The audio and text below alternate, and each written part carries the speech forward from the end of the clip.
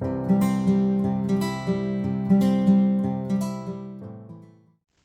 there, I hope this finds you well wherever you are in the world. My name's Jay, and I am on a mission to make my life the best it can be. And I am now gaining the understanding that to do that, the very best way to make your life the best you can be is to help other people make their lives better as well. So as part of my journey, I am doing daily study as recommended by my mentors. And this week I have been looking at the subject of Praxis, Praxis, Praxis, which basically means the integration of belief with behaviour. And the article that I've been given to read is Walk Your Talk with Praxis. And it starts like this. Goals, tenacity, courage and faith have been and always will be personal qualities required to enjoy any degree of success in your life. That was goals, tenacity, courage and faith. The universe operates in perfect harmony. You are living and working in a dynamic global marketplace that leaves little room for error. In future, only those individuals whose beliefs are sound, in harmony with the laws of the universe, and have been integrated with their behaviour will emerge as real winners. Today, success has become a subject, one that can be studied, understood and enjoyed by anyone. In the past, success was perceived by many as something that was inherited, a lifestyle a very select minority enjoyed. Successful people were generally viewed as being lucky. The beautiful truth is that successful people are not now, nor ever have been, lucky. Luck plays no part. This is an orderly universe of which you and I are a part, and that order, which is an expression of divine law, leaves no room for luck. The late Dr. Werner von Braun stated, "The laws of this universe are so precise that we have no difficulty building a spaceship, sending people to the moon, and we can time the landing with the precision of a fraction of a second. For you to enjoy a successful, well-balanced life in your fast-moving world, you must align your mind and body with those laws." Today, the most advanced educational programs are introducing disciplines that have always been practiced by enlightened individuals to create this mind and body alignment. The idea is not new. On the contrary, it's ancient. Unfortunately, for many years, these disciplines had become like a lost language. However, clearly understood and properly utilised, the concept of praxis will produce results that will amaze and delight you. Praxis is a mind-body discipline that anyone can learn. The big lie.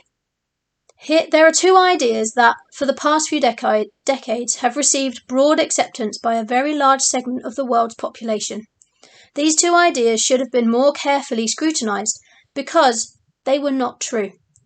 Many of the people who believed these ideas and integrated them with their behaviour lost, and the losses were devastating. Some may never recover. The first big lie that most people heard early on in life and accepted as part of their belief system has to do with education. We are raised, go to school, earn a degree, and you'll get a good job. There are literally thousands of people walking the streets with their degree in hand and no job. So what happened? Praxis. These poor souls integrated their belief with their behaviour. Unfortunately, they believed a lie. They believed that getting an education was getting a degree, and that's not true. Education comes from the Latin word educo, meaning to educe, to develop or to draw out from within. Education is about developing your God-given powers, demonstrated by what you do, not by what you know. We have been recognising and rewarding people for what they know, not what they do. Unfortunately, one lie generally leads to another. The second big lie, that many people believed and integrated with their behaviour, deals with our work. For decades, corporations worldwide have preached, "You give us loyalty and we'll give you security." Like sheeple. Many millions of individuals blindly followed, not thinking and never analysing the offer being presented. Had a person carefully studied the promise, they would have realised that no company in the world could give a person security, regardless of service or loyalty. Security, real security, comes from within. If you haven't got it there, you haven't got it. When a person gives up freedom for security, they generally end up with neither. If a person believes there's security in a job and loses their job, they are demoralised, feeling they've lost everything. Interview any one of the thousands of competent people who were victims of layoffs, downsizing, right-sizing or re-engineering. They were loyal. They thought they were secure in any one of 1,000 large corporations. Ask the persons whose severance pay is all gone. See how they feel. Find out how secure they are with the belief they had. Many of these people are resentful, blaming the company. In most cases, the company did the only thing they could in an attempt to survive. Blame is always inappropriate regardless of how justified you may feel. We are all responsible for where we are and the results we are experiencing. If your results are not to your liking, you should examine your beliefs. Check to see if your beliefs are integrated with your behaviour. The promise corporations made was not viable. Currently, companies are still making promises, but the promises are changing. Now they're saying, you give us performance and we will give you opportunity for growth and development. That is a sound idea. It is in harmony with the laws of the universe. Integrate that belief with your behaviour, and you must win. So what do you believe? Developing and reviewing your own personal belief system is the most important mental responsibility you have been given. You would be wise to make a written list of your beliefs, then step back and look at your list as if it belonged to a stranger. Hopefully you have a good sense of humour, because some of what you are going to see will probably be quite comical.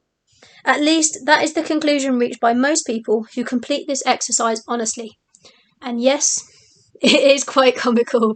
Some of the stuff that we're given in our little lives that are passed down through generations of our family it's ludicrous. But it's what we're brought up to believe, and we don't know any different until we go and study and understand. Let's get back to this. So the beautiful truth. It is well established and clearly documented that you've believed an overabundance of lies.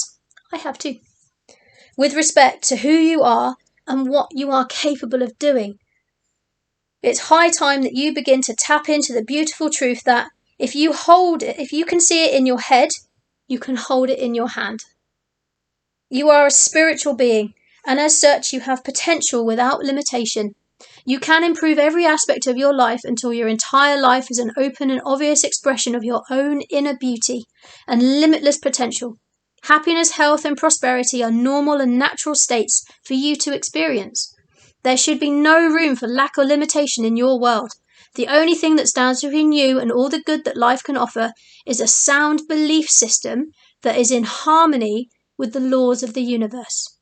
Combine that with the effective use and application of praxis, the integration of belief with behaviour, and you've got a winning combination. We are all responsible for where we are and the results that we are experiencing. Now, it might be helpful for you at this stage to do as I did, and as the article suggests, write down a list of your beliefs. Go deep, go all the way back to school age, when you were a kid. In England, we have the class system, for example, lower, middle and upper class. I personally was born into lower class, and I was always told that I will stay lower class. I won't get the top jobs, regardless. I have 2 degrees, and I've still never earned more than $27,000 a year working in either job, or any of the jobs I've ever had, because I had that mentality, I'm lower class, I don't deserve more than that. It's not true. It's really not true. And I'm now in a position where I am heading for more than that. And it's scary, I will admit, but equally it's so freeing to see the differences that you can make in your life just by switching a couple of little beliefs that really don't serve you. So what beliefs do you have that don't serve you? If you need some help trying to find them out, drop me a message through any of the communication systems that are in the comments. So I've got all my social media on there, my email, my website. Drop a comment below if this has resonated with you, and if I can ask for a cheeky like or maybe even a subscribe if this information is resonating with you, then please feel free. I hope to see you all again soon and to speak to you one-to-one, maybe if I can help you. No worries, and I hope you have a lovely rest of your day.